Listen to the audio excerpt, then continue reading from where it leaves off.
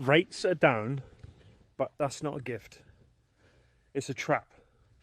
It's a trap to keep you in debt for longer than ever. Most people think that all debt is bad, and we've been told that since we were kids, haven't we? We've been told that debt's dangerous, debt will ruin you, debt's the reason people lose their homes, and they're right, sort of. Bad debt can ruin you, but good debt can set you free. And the funny thing is, most people who told you to stay away from debt are probably the ones in the most debt right now. Your parents might have told you to avoid debt, but I bet they got a mortgage. Your boss might have told you to stay away from debt, but the company you both work in has probably got loans, lines of credit, leases. And the government, the same people who are telling you to be responsible for your money, they've got trillions in debt. Trillions. So, if debt is bad, why do the richest people on this earth, the biggest companies, people like Elon Musk, have the most debt? Because most people, they only ever learn about bad debt. They learn about credit cards, overdrafts, car finance, personal loans, the stuff that loses value the second you buy it. That's all bad debt. And that's what the masses know and they use. But at the end of the day, it's taking money out of your pocket every single month. It makes your lifestyle smaller, tighter, and harder. It eats away at your income and it traps you. But there's another type of debt most people never get taught. You don't get taught it in school, which it's good debt. Good debt is debt that pays you. Debt that makes your life bigger and better. Debt that buys you income instead of taking money away.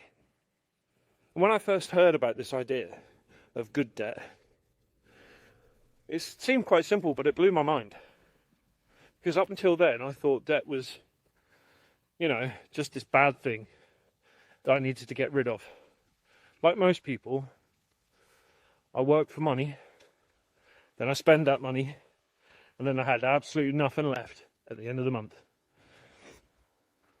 And if I wanted something big, like a holiday or a car or something like that, I'd have to save for it, or take out a credit card. But saving's slow, credit cards are expensive, and while you're saving, your money in your bank account is losing. It's losing thanks to inflation, because saving isn't saving, saving is losing. So by the time you've spent years saving, the real value of your money has depreciated in real terms. Don't believe me on that? So just think you've got £100 in your bank account right now. Just understand what that £100 could buy you.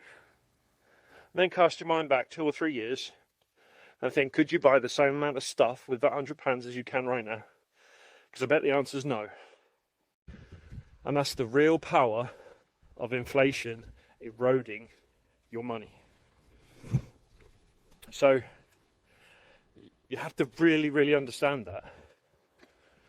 But here's the thing. You can use good debt to buy that something, that thing that you want. Because when you have good debt, let's say you take out good debt on a rental property, and that rental property pays you net after all expenses, let's say £300 a month. That's what you're left with.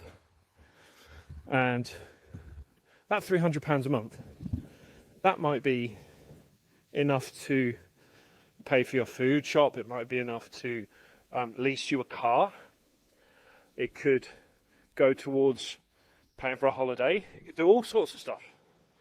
The thing is, whatever it pays you, it's technically free.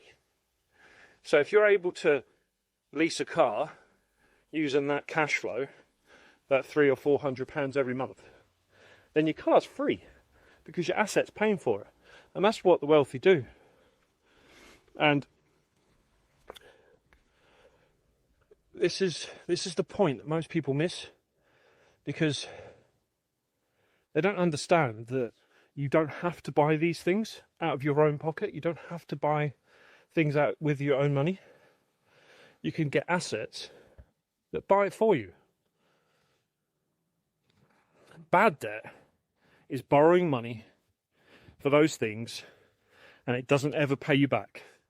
You have to pay it off, but you never get anything in return apart from the thing you bought.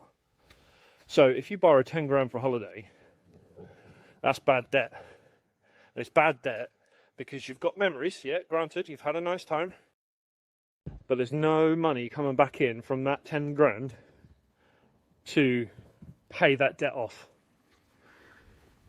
You're going to have to do it out of your own pocket. But if you borrow 10 grand for a deposit on a property that pays you £300 a month in profit, that's good debt. And with that property paying you, that income also pays down the debt too. So in the example of property, that debt is paying your interest payment on your loan from the bank, and it's giving you net positive cash flow, which means that's yours to do with whatever you want, whether put that towards more properties, or buy crypto with it, or buy stocks with it, or buy gold and silver. You can do what you want. It's yours. It's your profit. And the asset is giving you that. And that's the point.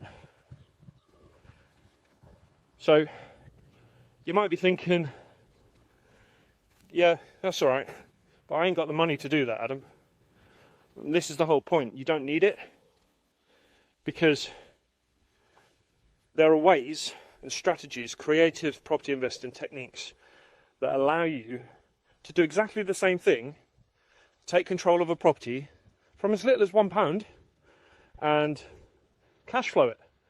So not only do you get control of the property, you get to keep the cash flow, and that cash flow can go towards paying for everything that you want. So whether that be a holiday, whether that be a car, whether that be saving up to do more property deals, whether it be cover your the expenses, whatever it is, that's yours. And you can, like I say, you can get in from just as little as £1, being creative. And all of that stuff leads you towards it.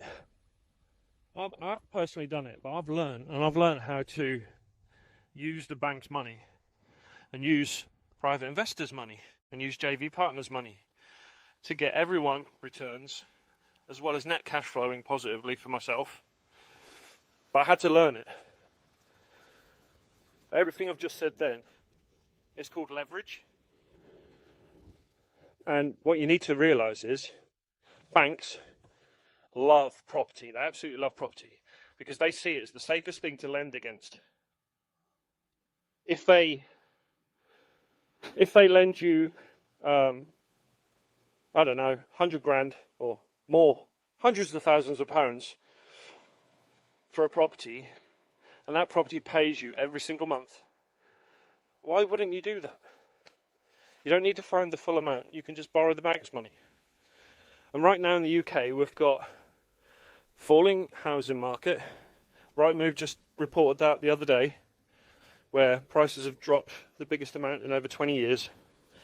Rents are higher than they've ever been. My local area, rents more than doubled in the last few years because of the housing shortage. And that's the perfect storm. And that's the perfect storm to start using good debt to buy assets. If you take out interest-only mortgages on an investment property, your monthly payments are lower because you're only paying the interest, not paying down the capital. That means you've got more cash flow left each month to do whatever it is you want with it, like I said before. And over time, inflation makes the value of your debt smaller in real terms. A bit like having savings in the bank, as we said earlier on. If you've got money in the bank today, you'll be able to buy less with it in 3, 5, 10 years' time than you can right now. But that's also happening to your debt too. Your debt is becoming smaller in real terms. So even if you're not paying it down, that debt's effectively shrinking while rents are rising. It's one of the few times in life where doing less actually works in your favour. And debt does feel scary when you're starting out. It really does. You've probably been taught your whole life that the safest thing to do is have no debt at all. But if you have no debt, you're only ever using your own money, which means you're limited. And you're limited by how much you can earn, how much you can save, and how much you can set aside to do with it what you want. And with prices of everything going up, I bet that's not very much anymore. And with good debt, you can grow faster. You can own more, you can earn more, and you can do it without spending decades saving up. So, let's say you wanted an extra £1,000 a month. Most people would try and get a better job, work more hours, but you could also buy 2 or 3 small rental properties with good debt, which each make you between £300 and £500 a month in net cash flow. Now you've got that £1,000 a month, and you haven't worked any harder to get it. That income's coming in whether you're at work or whether you're on holiday, whether you're asleep. And this is what the wealthy do. They don't see debt the way most people do. They see it as a tool. They see it as a way to control the assets and to control more assets and to really scale. And they make sure it's always linked to something that pays them back. They're not going to go out and take personal loans for things that they're just going to fritter away. It's going to be on things that pay them back, add to their pocket. Good debt, in other words. This is the difference between good and bad debt and having the right education and the right mindset. So, like I said before, you don't need to have the money to be able to control assets. If you've got the money, then you can do that too. And these are some of the things that we teach inside property school, and that's why we built it. Because we break down how to find the right properties that work with your good debt, how to structure deals so you get maximum cash flow, how to raise deposits without using your own savings, how to make sure that you never end up trapped in bad debt. If you've been sitting on the fence thinking that you need to do something, but you're a bit unsure, if it's the right time or not, now is the right time. Like I said, the market is in the optimal place to start doing this stuff. Prices are down, rents are up, banks are still lending, and with the right knowledge, you can use their money to build your future. Just going to invite you to go and check us out at property.school/go. That's property.school/go. Let me show the link. Here we go, property.school/go. You can come check us out, less than 50p a day. It's cancel anytime, so you're not locked into any ongoing contracts. And you get instant access to all the courses, resources and masterclasses that are already in there. We add new content every week, and we've got a growing community within our WhatsApp groups and our private Facebook group of people who are already doing this. And the best thing is they're willing to help new people too. So, even if you do nothing else, I want you to remember this, because debt itself isn't the problem, it's how you use it. If it takes money out of your pocket, avoid it. If it puts money into your pocket, learn how to use that wisely. And education is also good debt. As long as you use it, it generates you income, that's good debt.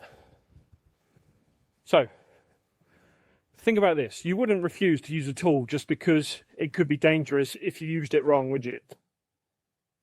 Yeah? You'd learn how to use it properly. Debt's the same. If you master it, you can learn how to use it and how to buy your time back. You can create an income that isn't tied to your job. You're not exchanging time for money. You can build something that lasts. That's the real goal. Not just having money, but having real freedom. And the best way to start is to get educated. Surround yourself with people doing it. Take the first step. So go check us out at property.school/go. Come check us out. It's cancel anytime. We're not going to tie you into anything. Just come check us out. See what you think. And then I'll see you inside where we're going to help you get moving.